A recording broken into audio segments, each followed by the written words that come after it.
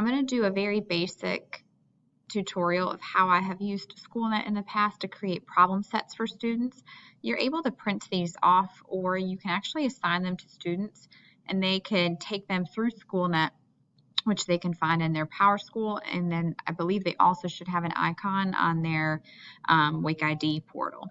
I'm in my PowerSchool, Teacher PowerSchool. On the left-hand side, there's a SchoolNet option. From in here, what I typically go to is assessments. You are able to find tests that other people have created. You can also, I think, go to item banks and see all the different types of item banks that they provide for you. They have their old item banks. Some of these I honestly am not too sure about. They have a math item bank, but notice that there's not a whole bunch in there. They also have released items from EOGs and EOCs in the past, and an NCDPI EOG EOC item from 2016. So they do have them broken down into standards. So you're going to be able to create either packets or tests that are standards based, whether you pick one standard or two standards or three or the whole year. You can kind of mix it up. So whenever you are ready to create, I typically go to the create a test. Actually, I'm lying. I'm not able to see it, I think, because I have this up there. Okay. So I go to create down here. Nope, I go to create here. Sorry, underneath test, create. I typically go to express. You can name the test, so test example.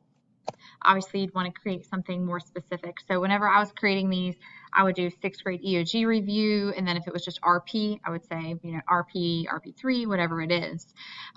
You do want to go in and pick your subject. I go down to math. I'm not sure how much that matters, but you do need to pick your subject.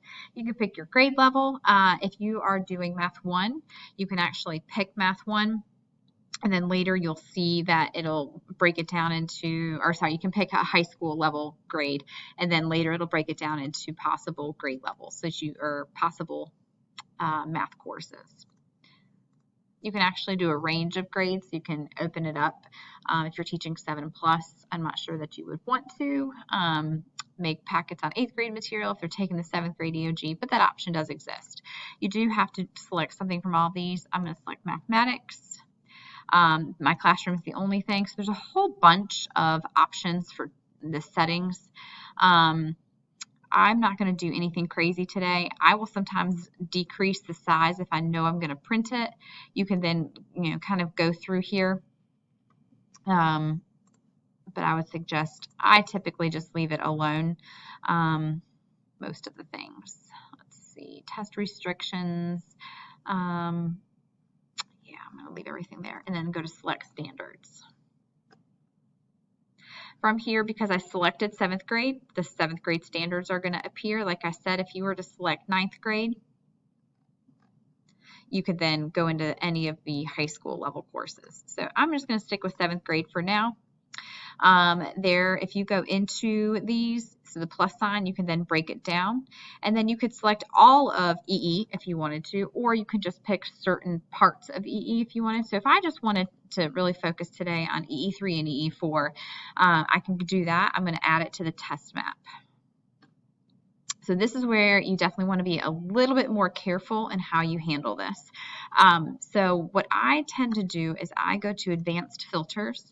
I will tell you, you could try to, and I would play around with these a little bit more. I have not yet, but just know that they do have some hotspot and drag and drop options. I'm not going to, actually, I'll select one for now and see what happens. And then you do want to make sure you hit English as your question language. I have created tests before that Spanish will just like pop up. So as you can see, they actually don't have any available items for hotspot. So I'm going to go back up and I'm just going to select multiple choice. If you don't select anything, it's going to have a random mix. And typically it's going to be open, response, and multiple choice. Just for simplicity, I'm going to select multiple choice for now. Apply filters. And then you can see how many options I have. So the one thing to kind of keep in mind is, let's say you wanted 10 questions on the test and you wanted about 5 from each, I would say probably select at least 10 from each and create a 20 question quiz to start, because some of the questions you're not going to like. So this gives you the opportunity, and it's just much easier to have more and delete than it is to have to replace individually. But you can replace individual questions with questions that you do like.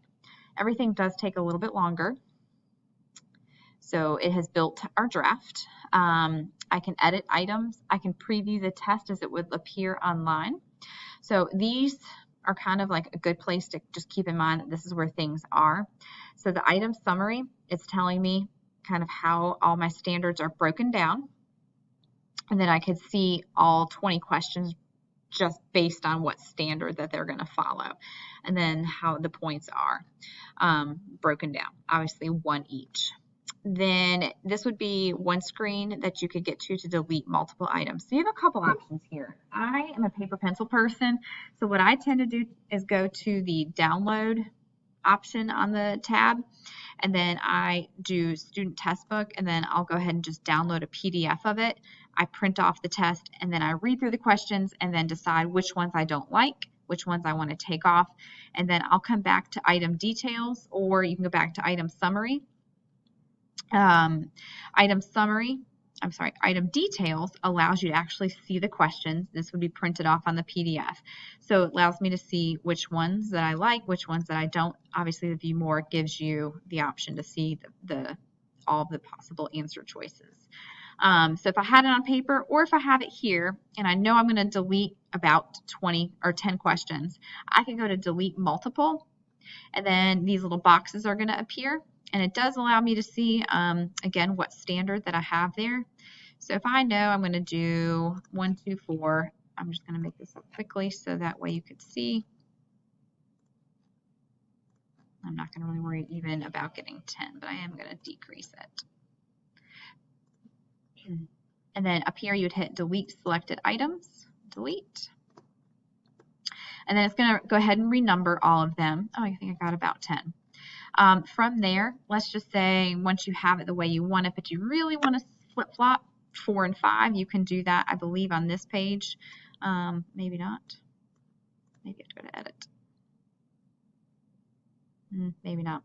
Actually, this is a good thing to do. If you decide you really like number 1, but you wish you had a different answer, you do have the option. It has an equation editor in there, so you could do the fractions, you can do exponents, or you could always, add something to it, like put answer in simplest fraction form. Actually, that's what the question says, but just so you can see, you can change things if you want to do so.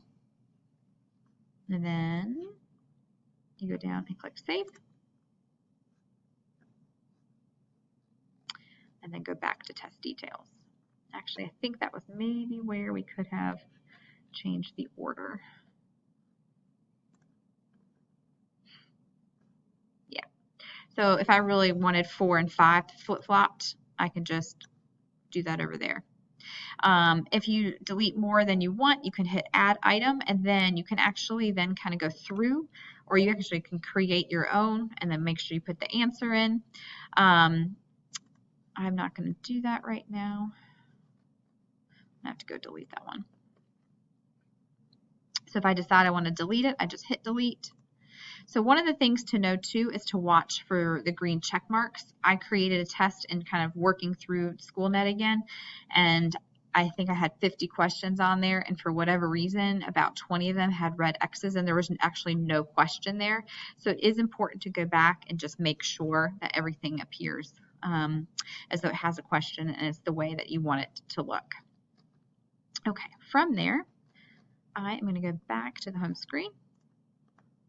And I'm going to show you that one option you have, again, is to go to Downloads and Resources, and you can download it by paper and then print it. The other option that you have is to assign it to students online. So you can finalize the test. Once you finalize, you won't be able to proceed, or you won't be able to do any changes.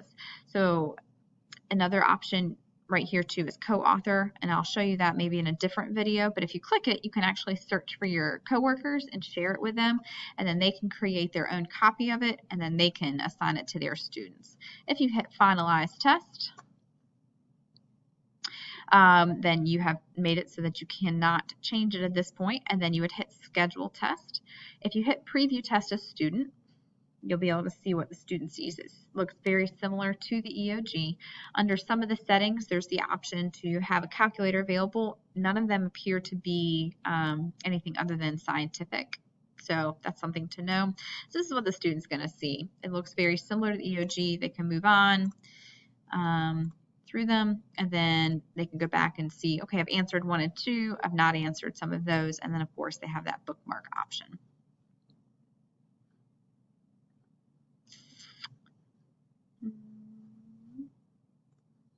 Clicking out of there. All right, you can schedule the test. If I have it available for today, and then it kind of calculates dates, I can prevent students from accessing test results. So that way they can't see necessarily what ones they got correct. There's a whole ton of different options.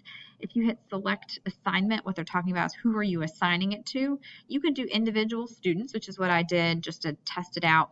If you do it to an entire section, then you are actually able then to have it upload to PowerTeacher. Keep in mind that if it's only 10 questions, you have to make sure that's going to upload as a percentage. I'm not sure how that might work, but you can always go in and adjust those scores. So you could share it with them if you want.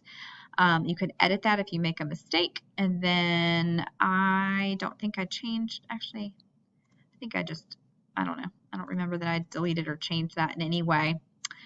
You can show the response time if you want. You could scramble things if you want. You can even make it a timed test if you wish, and then allow them to resume, and then save and publish.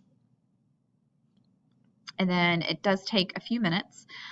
Some of the questions can be read out loud. So once a student takes it, I have a different test. So this was the test that I created before for students, a student to do, just to see what the results would look like. And then whenever I went to the final test, I was able to see that they had finished it. And then if I go to the Proctor dashboard, this is the only student I assigned, and I told him, just answer the questions and move on. Don't worry about it. And so obviously he didn't do very well, but I am able to see, where he got things correct, where he got things wrong. I'm not sure if that means he skipped. I'd have to go back and kind of investigate a little bit further. Once your test has been fully published, this one looks like it has.